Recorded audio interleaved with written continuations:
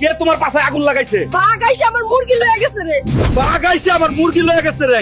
দিদা চিন্তা নাই, তোর মুরগি আনমুই আর তোর বাঘের পাছায় আগুন লাগাই সামনে আন। ওই বাঘ, শালা বাঘ, আজকে তোর পাছায় আগুন না লাগাইছি তো আমার নাম হালকো না।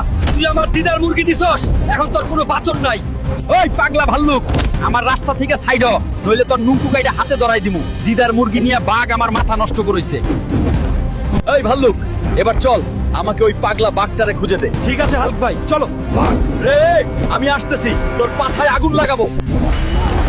এই বাঘ, তুই কি দিদার মুরগি খেয়েছিস? ওই শালা বাঘ, দিদার মুরগি খাইস, এখন তোর পাছা ভাঁজ করে দিমু। আয় শালা, আজকে দিদার কাছে তোরে টাইনে নিয়ে যাবো। দিদা, তোমার মুরগি চোররে আমি ধরছি, তুমি দাঁড়াও, আমি এখনই আইতাছি। হাল্ক, এতদিনে একটা কাজের কাজ করেছিস পাগল ছেলে। এই নাও নানি, আমি তোমার মুরগি চোর বাঘ ধরে এনেছি। চল এবার এটাকে রান্না করে খাই। ঠাকুমা, আজ আমি বাঘের মাংস খাবো। হ্যাঁ পাগল ছেলে, আমি এটা তোমাকেই প্রথমে দেব, তুমিই তো এটা ধরেছো।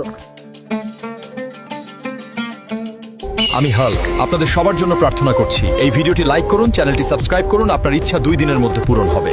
হাল্ক সব সময় আপনার সাথে আছে।